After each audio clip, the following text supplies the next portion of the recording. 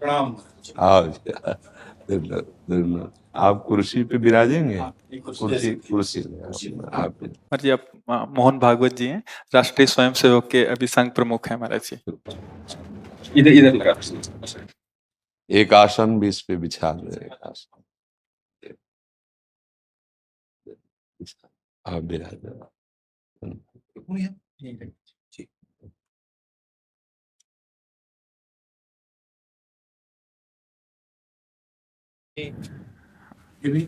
हाँ, पहना दीजिए। राधा राधा दे दे। इधर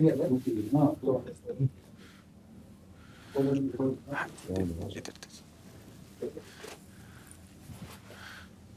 आप विराजिए। माला ऐसे रहने दीजिए, बैठ हम जाइए। अपनी शिव जी को प्रणाम करते हाँ, और किसी को कुर्सी की आवश्यकता हो तो मंगा लें, अगर जमीन में बैठना है। बैठ जाए।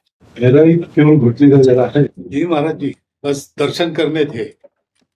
आपकी बात वीडियो पर सुनी तो लगा एक बार देख लेना चाहिए। चाह मिटी चिंता गई मनुआ बेपरवाह, ऐसे लोग कम देखने को मिलते। देखो, अपने लोगों का जन्म जो भगवान ने दिया है ना, ये सिर्फ सेवा के लिए दिया है। व्यवहारिकी सेवा और आध्यात्मिक सेवा, ये दोनों सेवाएं अति अनिवार्य है। केवल व्यवहारिकी सेवा ही होती रहे, हम अपने भारतवासियों को अगर हम परम सुखी करना चाहते हैं तो केवल वस्तु और व्यवस्था से नहीं कर सकते, उनका बौद्धिक स्तर सुधरना चाहिए। आज हमारे समाज का बौद्धिक स्तर गिरता चला जा रहा है, बहुत चिंता का विषय है। हम सुविधाएं दे देंगे, हम विविध प्रकार की भोग सामग्रियां दे देंगे, लेकिन उनके हृदय की जो मलिनता है, जो हिंसात्मक वृत्ति है, जो अपवित्र बुद्धि है, ये जब तक ठीक नहीं होगी तब तक हमारा देश धार्मिक देश है, हमारे यहाँ धर्म की प्रधानता है। तो इसी बात को बार बार हम सबसे निवेदन करते हैं कि ये जो हमारी नई पीढ़ी है, इसी से हमारे राष्ट्र की रक्षा करने वाले प्रकट होते हैं। जो विद्यार्थी जन है, उन्हीं में कोई एमएलए बनता है, उन्हीं में कोई सांसद बनता है, उन्हीं में कोई मुख्यमंत्री बनता है, उन्हीं में कोई राष्ट्रपति या प्रधानमंत्री उन्हीं में अपने लोग भी सब थे। अब हमारी शिक्षा केवल आधुनिकता का स्वरूप लेती जाए और व्यभिचार प्रवृत्ति, व्यसन प्रवृत्ति, हिंसा प्रवृत्ति, ये नई पीढ़ी में देखकर बहुत असंतोष हृदय में होता है। इसीलिए कितनी भी शरीर में पीड़ा हो, हम प्रयास करते हैं जितने से जितने सामने हमारे भगवत स्वरूप जन आते हैं, पहले बुद्धि शुद्ध होनी चाहिए। मय्येव मन आदत्स्व मयि बुद्धिम निवेश है, तो निवशिष्यति मय्येव अत ऊर्ध्वम न संशया, तू मेरे में ही निवास करेगा, अर्थात भगवदानंद में। अविनाशी जीव कभी भोग विलास में तृप्त हो ही नहीं सकता। हम अगर अपने राष्ट्र की विशेष सेवा, तो हमारे धर्म का परिचय, जैसा आप जन करते हैं, धर्म का हमारा क्या स्वरूप है, हमारे जीवन का लक्ष्य क्या है। हमें जितना राम जी प्रिय हैं, कृष्ण जी प्रिय हैं, उतने भारत देश हमारे लिए प्रिय है। जैसे राम भक्त कृष्ण भक्त, वैसे हमारे भारत देश का हर जन जन हमारा आदरणीय और पूजनीय। पर अब जो मानसिकताएं बन रही हैं, वो हमारे धर्म और हमारे देश के लिए लाभदायक नहीं होंगी। व्यसन का इतना बढ़ता स्वरूप, व्यभिचार का इतना बढ़ता स्वरूप, हिंसा का इतना बढ़ता स्वरूप, ये बहुत ही विपत्तिजनक है।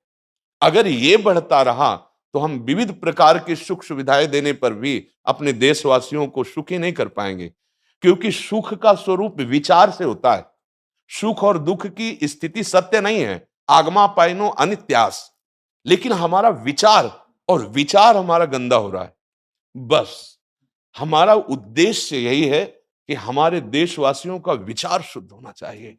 अगर विचार शुद्ध है तो राष्ट्र प्रियता, जन सेवा, समाज सेवा, ये सब स्वाभाविक होने लगेगा।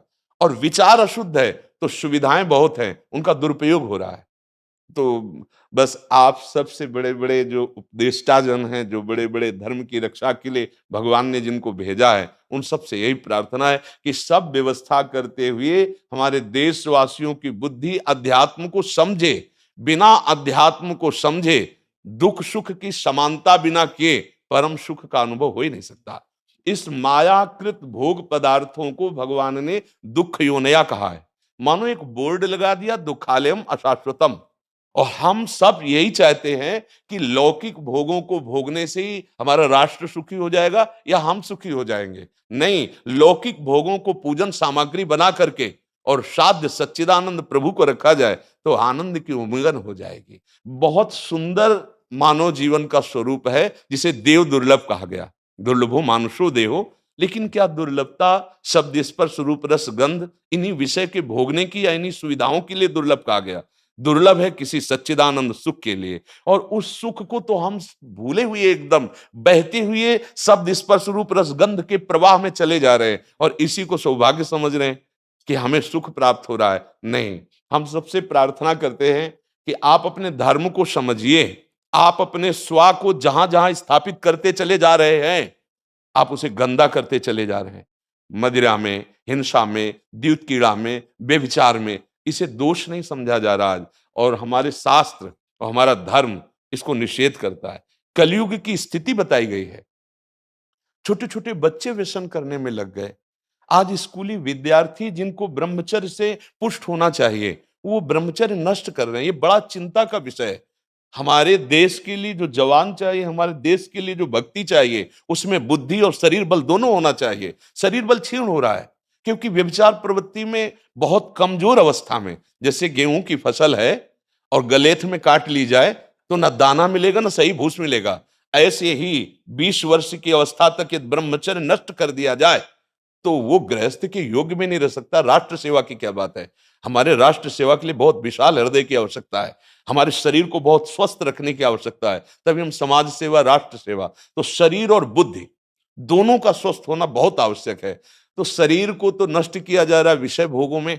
लोग समझने लगे हैं कि मांस खाने से हमारा स्वास्थ्य अच्छा रहेगा, हम बलवान बनेंगे। अध्यात्म बल नहीं तो तेरे शरीर की चर्बी बढ़ा ले, लेकिन तू न काम पर विजय प्राप्त कर सकता है, न क्रोध पर, न लोभ पर, न मोह पर, न हिंसा पर। फिर क्या जीवन।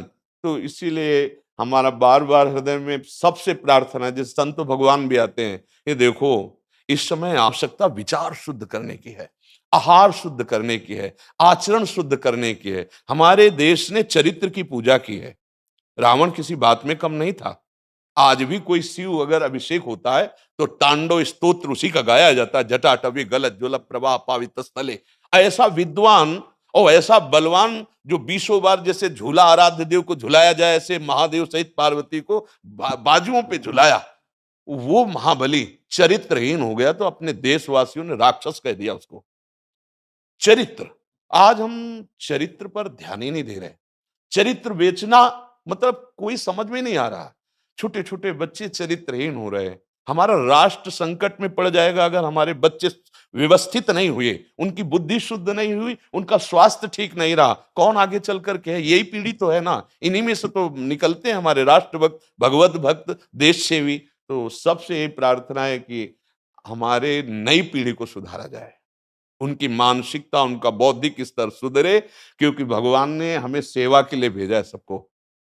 चाहे जितना एकांत गुफा में भजन करे, उसकी भजन की सिद्धि समाज सुधार में लगेगी। अगर समाज सुधार में नहीं हुई तो खास बात नहीं हुई। अपना उद्धार कर लेना कोई खास बात नहीं है। खास बात है अपने जीवन को सत्य और तप में तपा करके समाज को प्रदान कर देना।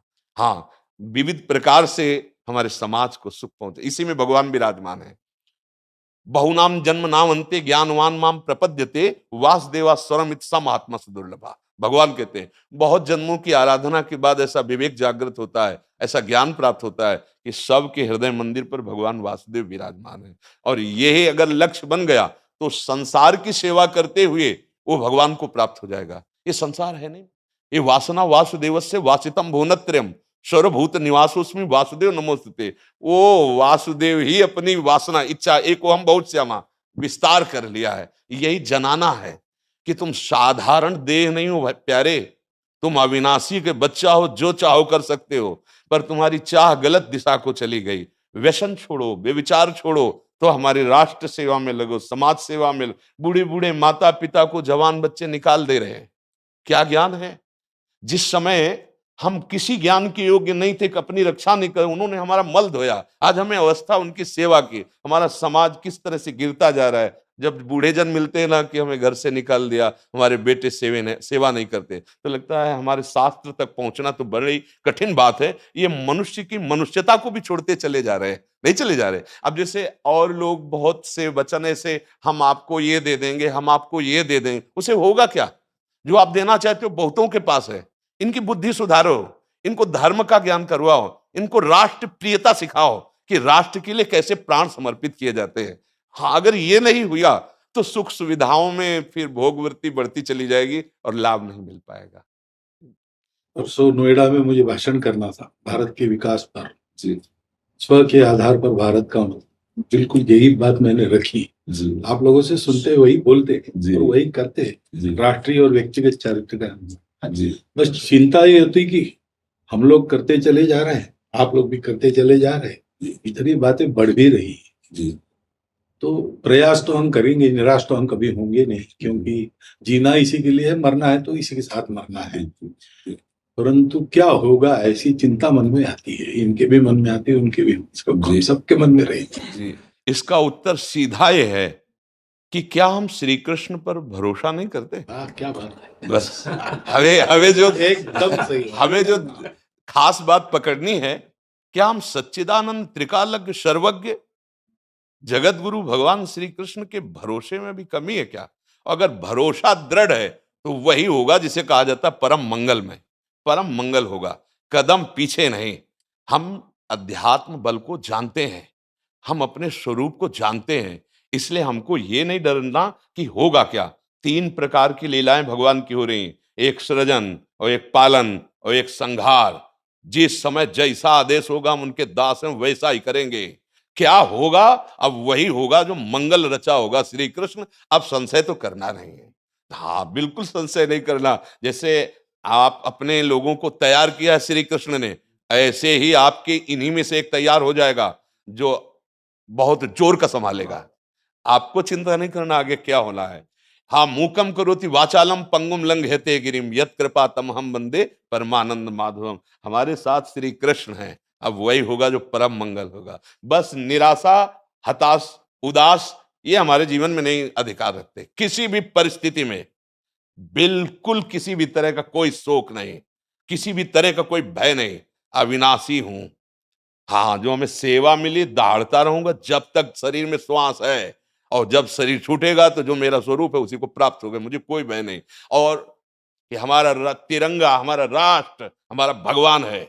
आप तप के द्वारा, भजन के द्वारा लाखों की बुद्धि को शुद्ध कर सकते हो। मम भक्ति युक्तो भुवनम पुनातु सतरति सतरति सा लोकांतारयति। एक भजनानंदी लाखों का उद्धार कर सकता है। तुम भजन करो, अपनी इंद्रियों पर विजय प्राप्त करो, कोई चूक मत होने दो और राष्ट्र की सेवा करो। हाँ, ये राष्ट्र सेवा के लिए प्राण समर्पित, ये राष्ट्र सेवी हैं। पर ये जितेंद्रीय होकर, व्यभिचारी होकर नहीं, ये भोगी होकर नहीं, योगी होकर के अब संकल्प बना, सर्वे भवन्तु सुखिना, सर्वे सन्तु निरामया, सर्वे भद्राणि पश्यन्तु मा कश्चित् दुःख भाग् भवेत्। आचरण से, संकल्प से और वाणी से, तीनों से हमें राष्ट्र सेवा करनी, समाज सेवा करनी।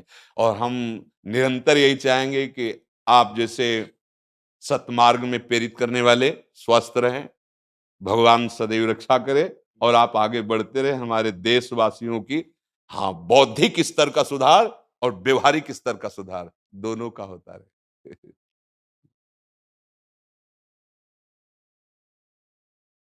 आगे बढ़ो महाराज। अब जैसे सुनो, आप श्री जी का चुनरी प्रसाद लाओ और माला प्रसाद लाओ, प्यारी जी का प्रसादी वस्त्र आप इसे धारण करें जी। ये श्री लाडली जी महाराज का है जी, ये एक माला पहनाए। बहुत आनंद हुआ, बहुत उत्साह मिला, बल मिला, दृष्टि भी जो है वो और साफ हो गई।